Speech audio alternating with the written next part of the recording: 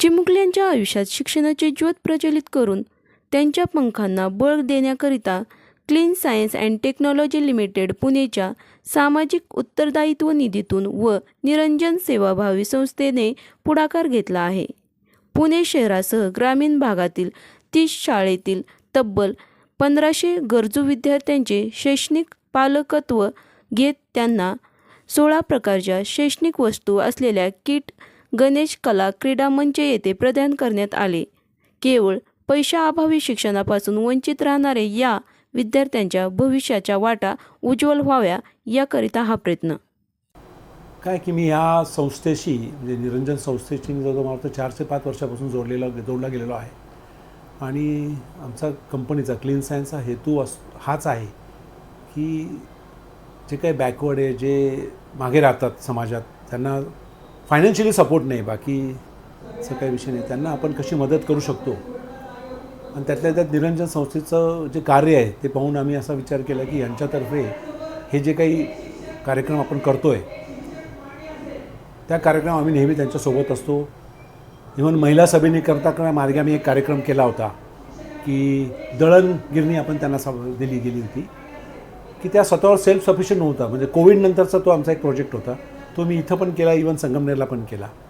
आणि तसंच आमच्या कंपनीतर्फे आम्ही डिजिटल स्कूल्स हे बरेच काही प्रोजेक्ट दौंड तालुक्याच्या आजूबाजूला नेहमी करत असतो. इवन पाझर तलाव त्याच्याकरता पण आम्ही आता वॉटर हार्वेस्टिंगचं काम करतो. नंतर फॉरेस्टिंग म्हणजे प्लॅन्टेशन, आम्ही आमच्या आजूबाजूच्या सगळ्या ग्रामपंचायतला प्लॅन्टेशन दिले की ज्याच्यामुळे पेरू किंवा मँगो की ते तुम्ही लावा, ते लावून आम्ही त्यांना मदत केली, आम्ही सप्लाय केला. आणि ग्रामपंचायतला विनंती केली की त्यांना तुम्ही ग्रामपंचायत ग्रामपट्टीमध्ये त्यांनी जर जोपासले व्यवस्थित तर त्यांना त्याच्यात 50% सूट द्या. त्यात जर काही शॉर्टफॉल झाला तर आम्ही तुम्हाला फंडिंग करू. याप्रमाणे निर्णय प्रोजेक्ट की ज्याच्यामुळे समाजाला फायदा होऊ शकतो. कारण काय आपण एक समाजाचं दायित्व आहे आपल्याला की आम्हाला काही आमच्या आईवडिलांकडनं आम्ही हे शिकलो आहे, आमच्या पूर्वजांकडनं शिकलो आहे की आपण काही समाजासाठी काही ना काही करायला पाहिजे. हे संगमनेर की माझा स्वतःचं नेटिव्ह प्लेस आहे, तिथं पण आम्ही कार्य करतो. तिथे एक आम्ही स्किल डेव्हलपमेंट करता एक बिल्डिंग उभी केली आहे संगमनेर कॉलेजमध्ये. आत्ताच ते बिल्डिंगचं आम्ही 1-2 महिन्यापूर्वी उद्घाटन केलं. त्या बिल्डिंगला आपण हे दिलं. इथं ताराचंद हॉस्पिटलला आपण जाऊन 2 मजले बांधून दिले.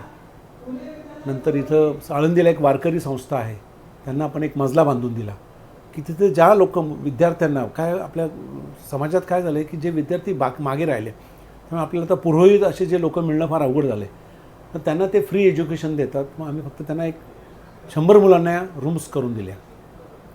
त्याच्यानंतर तिथं पलीकडे एक आळंदीलाच कोयली नावाचं एक गाव आहे, तिथे एक 100 मुलांसाठी आम्ही एक हॉस्टेल बांधून दिलं की तो जो तिथाचा मुलगा आहे त्यांनी तिथं औरंगाबाद त्या एरियात म्हणजे मराठवाडा आणि विदर्भ एरियातले जे काही कोविडच्या काळात ज्यांचे आईवडील वारले त्या मुलांना त्यांनी दत्तक घेतलं आहे. त्या 100 विद्यार्थ्यांसाठी आम्ही त्याचं ते काम पाहिलं. त्या कामामुळे आम्ही त्याला एक हॉस्टेलची इमारत 100 मुलं जे राहतील अशी किंमत दिली. आणि त्याचं मी कार्य अधूनमधून मी नेहमी जातो, फार सुंदर काम आहे ते. त्या कामाला पण आम्ही मदत केलेली आहे. म्हणजे आमचं दायित्व एकच आहे. मदत हा शब्द थोडा चुकीचा आहे. आमचं दायित्व आहे, आपण ते काम करायला पाहिजे असं मानूनच आम्ही हे काम करतो आणि अगदी मनापासून काम करतो. म्हणजे मी इवन दर शनिवारी माझ्या ठरलेल्या की दर शनिवारी मी फक्त CSR ॲक्टिव्हिटी किंवा आपण कोणाला काही मदत ते शनिवारीद्वारा ठरवलेलं आहे माझं की कोणत्याही शनिवारी कोणीही माझ्याकडे फोन करून येऊ शकतं, कोणतं पण काम असो. तसं इथे सार्थक आहे, आमच्या त्या तिथं काहीतरी एक दिव्यांग एक संस्था आहे. अशा बऱ्याच संस्थांना आम्ही काही ना काही आमच्याकडे बिल्डिंग करणे किंवा त्यांना काही पर्टिक्युलरली साहित्य म्हणजे हे जे काही एज्युकेशन किट आहे, एज्युकेशनवर आमचा खूप फोकस आहे की एज्युकेशन ही आज काळाची गरज आहे. इव्हन तुम्ही आज भाषणात ऐकलं असेल की इव्हन जे आमचे मित्र कलेक्टर साहेब मुंबईहून आज ऑल द वे मुंबई माझ्या कार्यक्रमासाठी आलेत, त्यांचं हेच म्हणणं आहे की शिक्षण काही हो, फक्त त्यांनी कष्ट केले पाहिजे. तो एक सगळ्यात महत्त्वाचा मुद्दा आहे. सगळ्या विद्यार्थ्यांना सगळ्यांना मी एवढं सांगू इच्छितो की पूर्णतः कष्ट जो कोणी करेल त्यात काही म्हणजे पर्सेंटेज मार्क हा काय फार महत्त्वाचा विषय नाही आहे. आपण किती कष्टाने काम करू शकतो त्यावरच सगळं डिपेंड आहे. आज तुम्ही त्या गीते सरांनाही पाहिलं. माझं पण असं म्हणणं आहे की आम्ही आज सिनियर म्हणजे 50-51 वर्षी आम्ही पुण्यात आलो, पुण्यात नवीन इंडस्ट्री चालू केली, शून्यातनं सगळं निर्माण केलं आम्ही. त्यामुळे अवघड काही नाही, फक्त आपण कष्ट करायची तयारी पाहिजे. बाकीच्या गोष्टी आपण भाषणात सगळ्यांच्या ऐकल्या आहे की चांगले सवंगडी पाहिजे, चांगले मित्र पाहिजे, ध्येय पाहिजे. ध्येय हे सगळ्यात महत्त्वाचं आहे, एवढंच मी सांगू इच्छितो. आज हा एक आगळा वेगळा कार्यक्रम चिमुकल्यांसाठी 5वीपासून 10वीपर्यंतच्या विद्यार्थ्यांसाठी त्यांना ज्या गरजू गोष्टी लागतात ते शालेय किट देण्याचं काम या संस्थेने, निरंजन सेवाभाऊ संस्थेने केलेलं आहे. ते खूप महत्त्वाचं आणि मी म्हणेल की समाजाचं एक फार मोठं काम आहे. कारण आपण जेव्हा आर्थिक महासत्ता बनत चाललेलो आहोत, जेव्हा आपल्याकडे देशी विदेशी कंपन्या येऊन इथं मॅन्युफॅक्चरिंग करत आहेत, सगळं जग हे इथे मेल्टिंग डाऊन होत आहे, त्यावेळी शिक्षणाशिवाय काहीच होऊ शकणार नाही.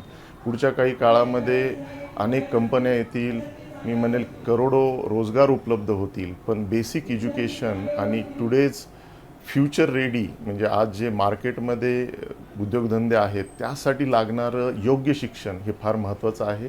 त्यासाठी 10वीपर्यंतचं मुलांचं शिक्षण, बेसिक शिक्षण चांगलं झालेलं पाहिजे. 10वीपर्यंत जर ते चांगलं शिकले तर त्यांना पुढे 12वीला नंतर काय करायचं आहे, कुठला उपक्रम घ्यायचा आहे हे त्यांना ठरवता येईल. त्यासाठी आज अनेक विद्यार्थी जे आहेत ते शालेय महत्त्वाच्या ज्या मूलभूत गोष्टी आहेत त्यापासून दूर गेलेले आहेत. मी ते किट पाहिलेलं आहे. त्या किटमध्ये एक छत्री, पाण्याचं एक बॉटल असेल, त्याचबरोबर पुस्तकं असतील, नोटबुक असतील, हे सर्व आहे. ही संस्था मागचे काही वर्ष झालं काम करत आहे. फार मला वाटतं आपले कासटजी यांनी सुरुवात केली आहे, त्याबरोबर हे सर्व मित्र एकत्र आले आणि त्यांनी हे एक चांगला उपक्रम इथे सुरू केलेला आहे पुण्यामध्ये. पुण्यातच नाही, जसं काही मान्यवरांनी पण सांगितलं की जम्मू काश्मीरपासून कन्याकुमारीपर्यंत एक चांगलं विद्यार्थ्यांसाठी काम करत आहेत. मला इथं बोलवलं, परत एकदा मीडियाचं पण मी धन्यवाद मानतो. थँक्यू. कोणाला रेल्वेमध्ये तिकीट चेकर व्हायचं असेल, कोणाला ST मध्ये, PMT मध्ये कंडक्टर व्हायचं असेल, पण आयुष्यात काय करायचं हे जर आपण जितक्या लवकर ठरवू तितक्या लवकर त्या ध्येयाच्या दृष्टीनं आपली वाटचाल होऊ शकते. आणि ती वाटचाल जेवढी स्पष्टपणे होईल तेवढ्या लवकर आयुष्यात आपल्याला यश मिळू शकतं. आणि यासाठी आपल्याला काय लागतं? 1-2 चांगले मित्र लागतात, चांगल्या मैत्रिणी लागतात की ज्यांचं ध्येय ठरलेलं आहे, ज्यांना आयुष्यात काहीतरी चांगलं करायचं हे ठरलेलं आहे, असे मित्र आपल्याला लागतात.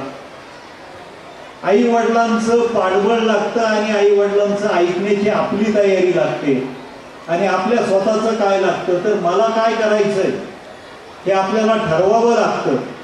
आणि जे करायचंय ते करण्यासाठीचा मार्ग काय आहे, त्यासाठी काय काय आपल्याला करावं लागेल ते आपल्याला माहिती करून त्या दृष्टीनं आपल्याला वाटचाल करावी लागते. कुठल्याही वाटेवर आपण निघालो तर आपल्याला ती वाट कुठे जाते हे माहिती असलं पाहिजे. आणि ते जे अंतिम ध्येय आहे ते ध्येय आपल्याला साध्य करण्यासाठी जी चिकाटी आपल्या अंगी लागते. साधी आपली पंढरपूरची वारी पहा, देहूवरनं, आळंदीवरनं लाखो लोक निघतात. रस्ता माहीत असतो, कुठे जायचं हे माहिती असतं, विठ्ठलाचं दर्शन घ्यायचं हे ठरलेलं आहे. त्यामुळं त्या 20-24 दिवसांच्या प्रवासामध्ये कुठल्याही वारकऱ्याला कुठलाही त्रास होत नाही. आयुष्याच्या वाटेवरचे आपण सगळे वारकरी आहोत. आपलं ध्येय जर आपण निश्चित केलं, कुठे जायचंय आणि नक्की काय करायचंय, आपला विठ्ठल कोण, आपल्या आयुष्याचं ध्येय काय आहे हे जर आपण ठरवलं तर निश्चितपणे आपल्याला कमीत कमी कालावधीमध्ये आपल्या ध्येयापर्यंत जाता येतं. वारसा जो आहे तो वडिलांकडनं मिळाला असं मला वाटतं. कारण त्या चित्रफितीमध्ये 35 एकर जमीन गोशाळेला ज्यांनी दिली ते जयेशचे वडील. त्यामुळे जयेश, तुझा वारसा कुठनं आला हा नेहमी मी विचार करत होतो, तर तो तुझा पारंपरिक अनुवंशिक आलेला वारसा आहे. तुझं करावं तेवढं कौतुक कमी आहे.